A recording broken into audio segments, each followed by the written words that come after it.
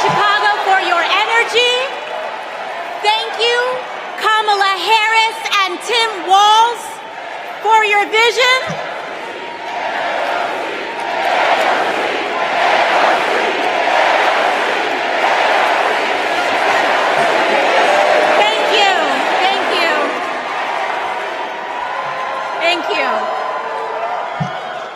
Thank you, Chicago, for your energy. Thank you, Kamala Harris and Tim Walz, for your vision. And thank you, Joe Biden, for your leadership.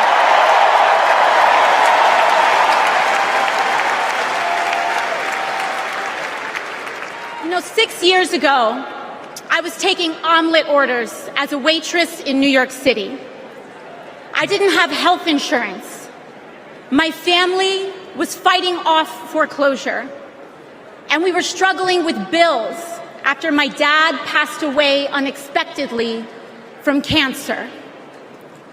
Like millions of Americans, we were just looking for an honest shake, and we were tired of a cynical politics that seemed blind to the realities of working people. It was then, only through the miracles of democracy and community, that the good people of the Bronx and Queens chose someone like me to elect them in Congress.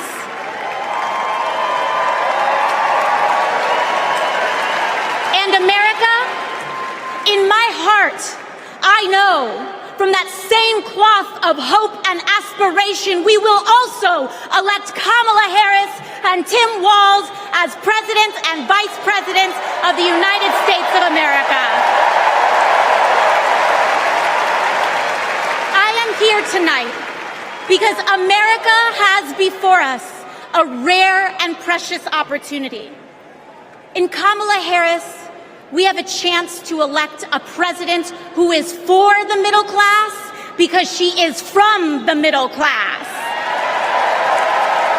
She understands the urgency of rent checks and groceries and prescriptions. She is as committed to our reproductive and civil rights as she is to taking on corporate greed.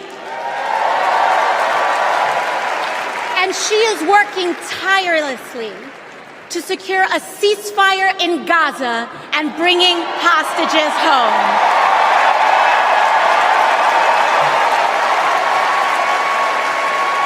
In Kamala Harris, I see a leader who understands. I see a leader with a real commitment to a better future for working families. And Chicago, we have to help her win.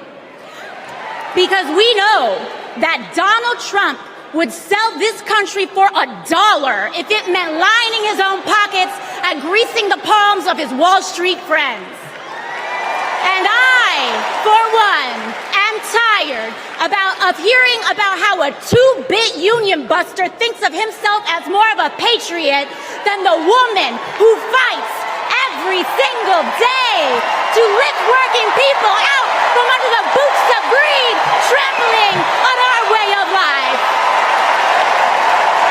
The truth is, Don, you cannot love this country if you only fight for the wealthy and big business.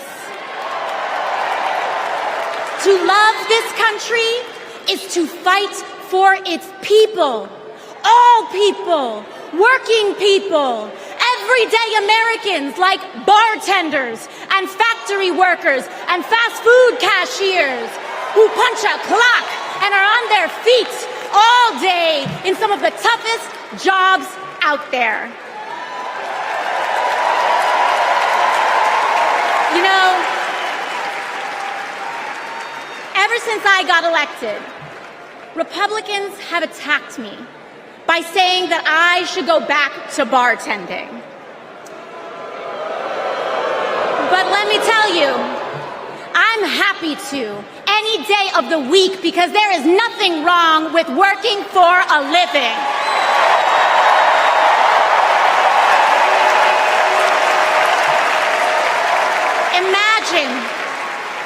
Imagine having leaders in the White House who understand that.